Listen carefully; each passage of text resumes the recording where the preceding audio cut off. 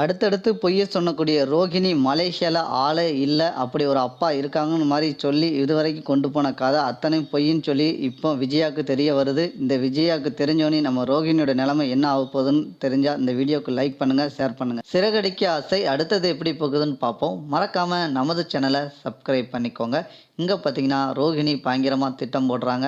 இந்த முத்து எப்படி மலேசியா போகணும்னு ஒத்த கால்ல நிற்கிறான். இப்போ பாஸ்போர்ட்டுக்கு எல்லாமே தயார்படுத்திட்டான். சீக்கிரமா இவங்கள கூட்டு போனா நம்ம நிலைமை ரொம்ப கஷ்டம் அப்படின்னு திங்க் பண்ணுறாங்க.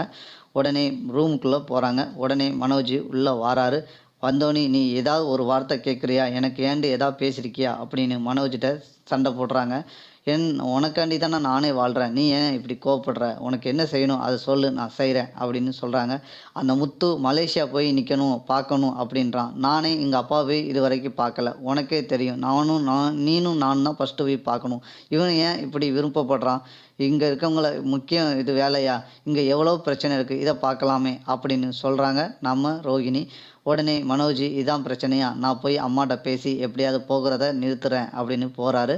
போயிட்டு மனோஜ் போய் கேட்குறாரு அம்மாட்ட, அம்மா இங்கே வாங்க, இப்போ அவங்களே அப்பா ஜெயிலில் இருக்காங்க, நம்ம இது வரைக்கும் முதையாக போய் பார்க்க போகிறோம், அதுவும் ஜெயிலில் போய் பார்க்க அப்படின்னு சொல்ல, உடனே முத்து பார்லம்மா பேச்சை கேட்டு நீ சொல்கிறியா அப்படின்னு முத்துக்கு சொல்கிறாரு.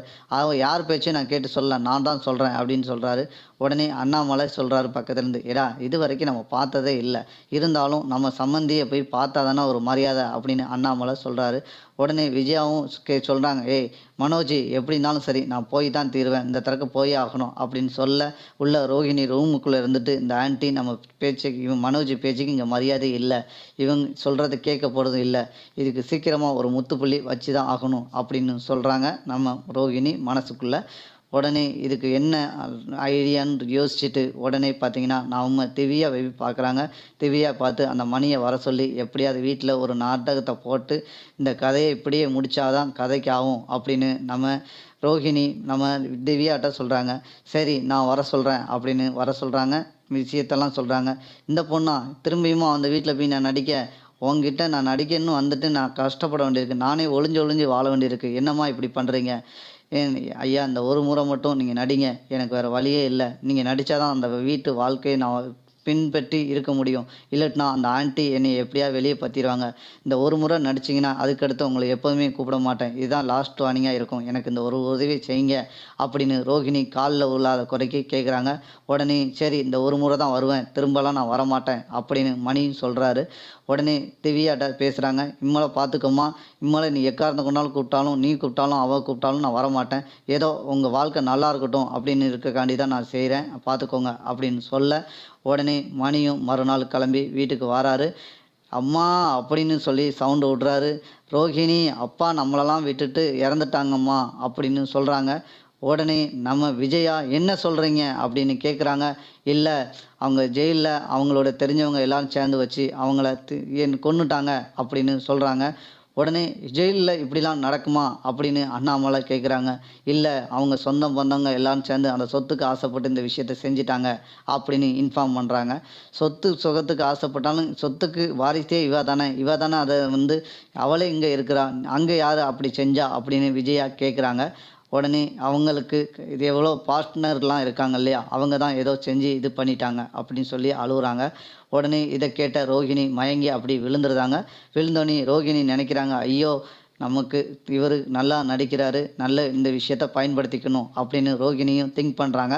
உடனே பார்த்தீங்கன்னா மணி இவ்வளோ விஷயத்தையும் சொல்கிறாரு. அப்போனா மலேசியாவிலேருந்து என்ன செய்ய போகிறீங்க, இப்போ நீங்கள் என்ன செய்ய போகிறீங்க அப்படின்னு கேட்குறாங்க விஜயா. நீங்கள் அவங்கள்ட்ட சொத்து சுகம்னு நீங்கள் இவ்வளோ வரைக்கும் எங்களுக்கு ஹெல்ப் பண்ணீங்களே, இம்மளை எங்களுக்கு எந்த ஹெல்ப் பண்ண முடியாதா அப்படின்னு கேட்குறாங்க. அவங்க சொத்தை போயிருமா, இம்மளை கவர்மெண்ட் எடுத்துக்கிடும், இம்மளை அவங்களுடைய சல்லி பைசா கூட இங்கே நமக்கு வராது. இப்போ பார்த்தீங்கன்னா ரோகிணிக்கு அவங்களுக்கும் எந்த சம்மந்தமும் இம்மளை இருக்காது, வாய்ப்பே கிடையாது அப்படின்னு மணி எல்லா விஷயத்தையும் சொல்ல, இந்த சைடில் இருக்க முத்து யோசிக்கிறாரு. இவர் என்ன நம்ம மலேசியா 2 நாளைக்கு முன்னாடி கிளம்புறோன்னு சொன்னோன்னே திடீர்னு இங்கே இவ்வளோ பெரிய குண்டத்தை தூக்கி போடுறாரு, இது முழுக்க உண்மையாக இருக்காது அப்படிங்கிறது அவருக்கு தெரிய வருது முத்துக்கு மைண்டில்.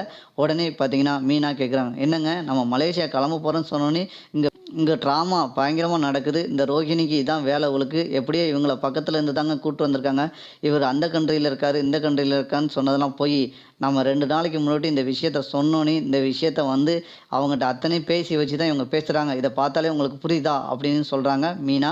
ஆமா மீனா, இது எல்லாமே இந்த பார்லம்மா பார்க்குற வேல தான். எனக்கு இதுல நல்லா தெரியுது.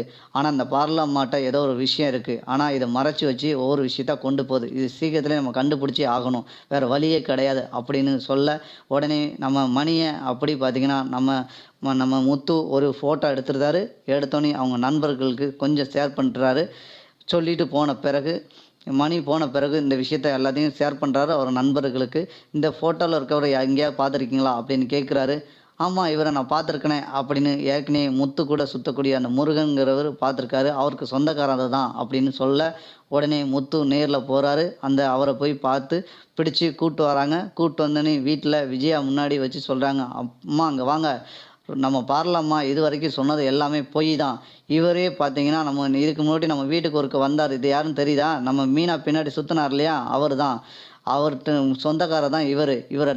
இவரு வந்து ஒரு சினிமா ஆர்டிஸ்ட்டா நடிக்கணும்னு ஆசைப்பட்டுட்டு, லாஸ்ட்ல இவங்களும் பார்த்தீங்கன்னா, நம்ம பார்லம்மாவும், நம்ம திவ்யாவும் இவங்கள கட்டுக்கதைய சொல்லி இவங்கள கூட்டு வந்து இங்க நடிக்க வச்சுட்டாங்கம்மா.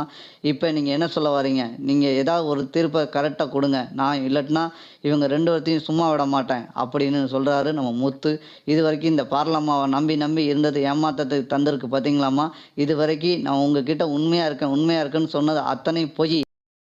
இந்த பார்லம்மா பணம் உங்களுக்கு கேட்கும்போதெல்லாம் தந்தது எல்லாமே சிட்டிட்ட வாங்கி வாங்கி தான் உங்களுக்கு தந்திருக்காங்க. இத்தனை பைசாவும் மலேசியா பைசா கிடையாது. சிட்டிட்ட அவ்வளோ பணத்தையும் வாங்கி உங்களுக்கு கொஞ்சம் கொஞ்சமா குடுத்துருக்காங்க.